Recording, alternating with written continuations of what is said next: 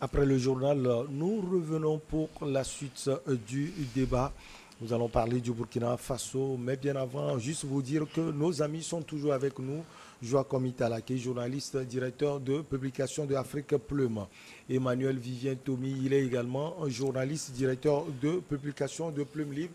Il est également conseiller en communication politique. Et puis notre ami Gabin Adjao, lui, il est juriste, analyste politique. Des centaines de manifestants burkinabés se sont déplacés vendredi 28 octobre jusqu'au camp Bila Zagré, où sont stationnées des forces spéciales françaises que la France quitte le Burkina Faso et ce sous 72 heures. Les manifestants ont également réclamé le départ des 5 anciens ministres de l'ex-président de la transition, Paul-Henri Sandaogo Damiba, reconduit dans le nouveau gouvernement. Joachim Italake, avant de retrouver le doyen Emmanuel Vivien Tomi, on vous donne la parole. Voilà ce que veulent ces jeunes que vous voyez sur les images. Ils veulent, ils veulent que les Français partent. Ils veulent également que les 5 ministres qui sont dans le gouvernement du nouveau Premier ministre dégagent. C'est trop? Je pense que Est-ce qu'on ici, n'est pas aussi vieux? il faut faire un peu la Surtout sur le différence. deuxième point. Tout à fait, il faut faire un peu la différence entre les faits de masse et les réalités qui sont sur le terrain. Parce que pour ces jeunes, le fait pour quelqu'un de pouvoir servir au niveau d'un gouvernement ils n'aimaient Il ne forcément va, pas, voilà. ne doivent pas en réalité se figurer au sein d'un gouvernement. Mais ils oublient que le le MPSR C'est la même dénomination et ça c'est continue. une C'est une continuité. suite. Et donc, il devait aussi exiger qu'on puisse rompre aussi, Changer. changer la dénomination. Donc, au-delà de ça, je voudrais aussi rappeler que aujourd'hui, la grogne au niveau d'une section de certaines personnes qui manifestent ouvertement contre la France et tout, moi je trouve leurs revendications un peu légitimes, mais d'un autre côté, est-ce que forcément c'est la France qui est notre problème? Est-ce que c'est la France qui est le problème de Burkina? Est-ce que c'est la France qui constitue le centre de tous les problèmes dont souffre le Burkina Faso? Je dirais non. Et c'est là-bas qu'il faut essayer donc de recadrer, hein, la communication au niveau même du gouvernement. J'ai suivi quand même l'interview qu'a accordé RTB le Premier ministre Apollinaire, Michel Apollinaire, où il disait que ceux qui tenaient des pancartes pour exiger le départ de la France ou exiger l'arrivée de la Russie et tout, il y a des réalités géopolitiques qu'ils ne maîtrisent pas et que eux, en tant que gouvernants, eux, ils sont en train d'étudier tout ça. Donc ici, il faut aller au-delà et montrer à travers des communications plus pertinentes. Vous savez, c'est un défi lancé à la section de la communication de nos gouvernants. Il faut communiquer. Parce que le peuple, lui, agit à travers ce qu'il circule sur les réseaux, à travers ce que nous entendons sur Sur les WhatsApp, sur ouais, Facebook, sur partout. TikTok et tout et tout. Donc ici, il faut carrément changer la méthode de communiquer. Et c'est ça qui va permettre à ces gens-là, à ces sections de personnes qui sortent pour manifester, de comprendre. Parce que dans l'ignorance, quand on agit, on tue, on se tue et on tue aussi le développement de son pays. Donc moi je trouve que ces jeunes, en partie, ils ont raison parce que pour eux, c'est parce que la France est là qu'ils ont tel problème et tel problème. Et donc, il faut arriver à les convaincre, à leur dire que vous savez, si aujourd'hui nous pouvons rompre, rien ne nous oblige de ne pas rompre avec la France, nous pouvons le faire. Mais la France, ce qui nous lie, nous et la France, nous ne sommes pas des esclaves de la France, nous sommes en partenariat. Et ce que le Premier ministre a dit qui est intéressant, il dit tout partenariat qui ne va pas, qui va à l'encontre des intérêts du peuple burkinabé, eux, ils vont simplement et purement rompre ça. Donc ici, il faut partir de ces communications-là et régulièrement rassurer le peuple et leur dire que non, écoutez, nous ne sommes pas des sous-préfets de la France, nous sommes là en tant qu'État, en partenariat avec un autre État et que rien ne nous oblige d'être avec eux. Mais si nous sommes là, c'est parce que nous jugeons que leur présence ici, c'est toujours dans l'intérêt de la nation et surtout du peuple burkinabé. Minuit de sifflet et de vuvuzela en bourrant les drapeaux burkinabés et russes, les manifestants ont rallié l'ambassade de France pour dire non à la présence des forces françaises. Ils accusent la France de jouer un jeu trouble dans la lutte anti-djihadiste dans leur pays, le Burkina Faso. Alors Emmanuel Vivien Tomi, ce qui peut déranger, c'est que chaque fois on est avec le drapeau russe, cela veut dire que c'est la Russie la solution pour certains sans doute. Hein. Il faut prendre ça en compte parce qu'on voit cela au Niger, on voit cela au Mali, chaque fois on voit cela aussi au Burkina Faso. Tout d'abord, quand vous êtes leader, vous êtes gouvernant, vous êtes dirigeant, ce n'est pas à la foule de conduire le leader. C'est le leader qui conduit la foule. La foule peut faire des propositions, des suggestions, donner des idées. Mais c'est le leader qui coordonne, qui conduit, qui dirige, qui gouverne et qui amène vers.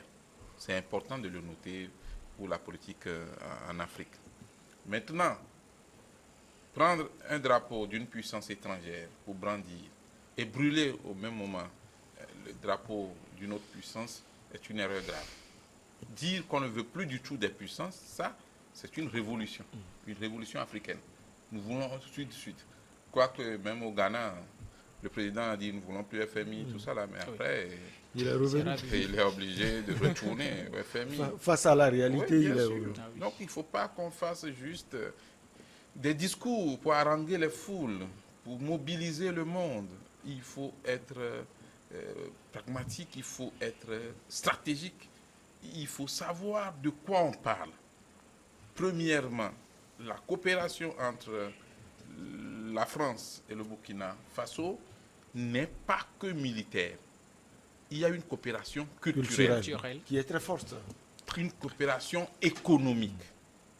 Beaucoup de produits burkinabés sont vendus en France. Le coton du Faso a une bonne place là-bas.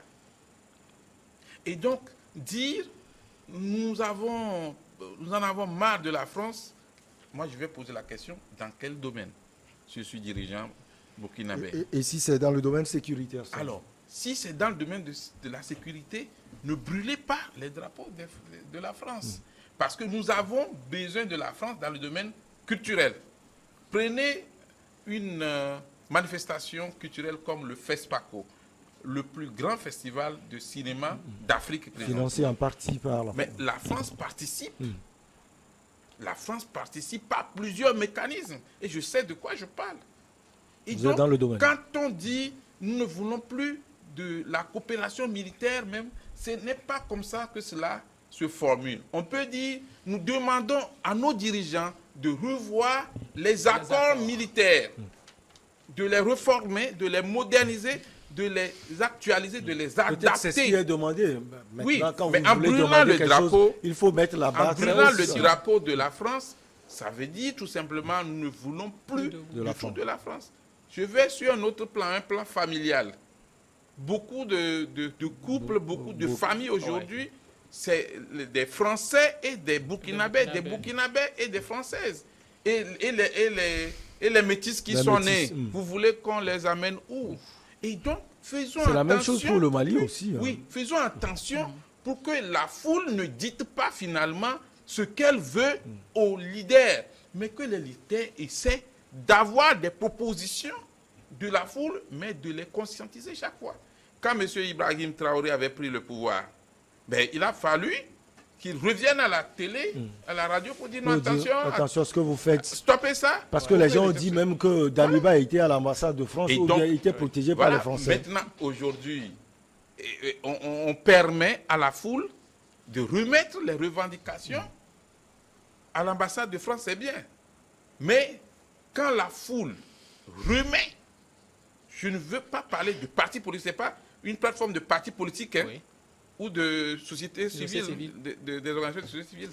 Mais les manifestants ont remis une lettre dans laquelle on dit nous donnons 12 heures à la France pour quitter le Burkina. Ce n'est pas... C'est possible. Ce n'est pas possible. D'abord, on peut mettre fin aux accords. On peut revoir les accords. C'est au gouvernement, fut-il du coup d'État ou de la transition, mais c'est à l'exécutif actuel du Faso de dire à la France, nous voulons ceci.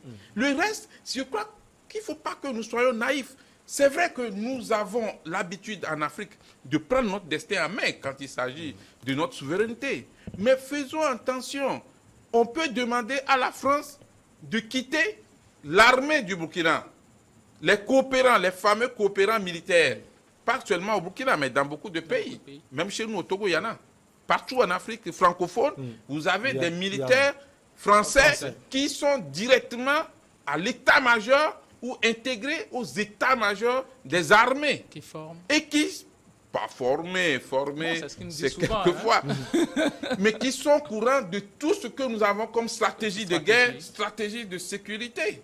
C'est en cela que les Maliens disaient, c'est vous qui savez que nous avions prévu ça, et il y a eu ceci. Mais ça, en politique et en diplomatie, on ne dit pas les choses de cette façon-là. Attention, la France, on en a marre, nous sommes d'accord, parce que la France a fait du mal aux pays africains. Oui. Les assassinats des présidents africains, la France a une part dedans. Une responsabilité lourde d'ailleurs. Et il y a beaucoup de dossiers que la France doit ouvrir pour qu'on sache la vérité sur ces assassinats. Ça, nous sommes d'accord. Personne ne caresse la France dans le sens des poils. Si c'est pour ça qu'on doit me refuser visa, je m'en fous.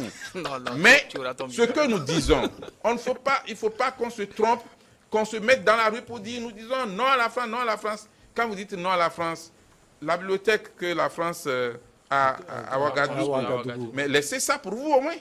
Mais quand vous voulez brûler, vous allez saccager quand vous voulez saccager les instituts, mais laissez ça pour le pays. Si tant que vous pensez que après avoir volé l'argent, volé nos ressources de sous-sol, que la France a utilisé cet argent-là pour construire certaines choses, mais laissez ça pour vous. Si la France quitte le Burkina, la France ne va pas enlever tous ces établissements, ces immeubles pour partir. Donc, ne cultivons pas du populisme au point de nous faire du mal. On peut demander à nos gouvernants de revoir les accords, surtout militaires, quoique il faut maîtriser ce qui se trouve dans ces accords.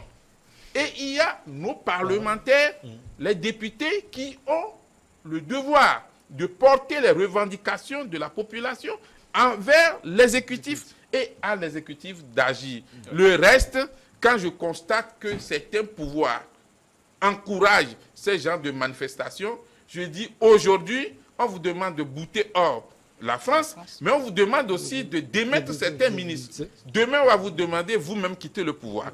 Parce que ceux qui ont aidé M. Traoré Ibrahim, il y en a qui étaient des proches d'Amiba. Et donc, quand il y a eu coup d'État, c'est difficile qu'il y ait un nouveau gouvernement neuf.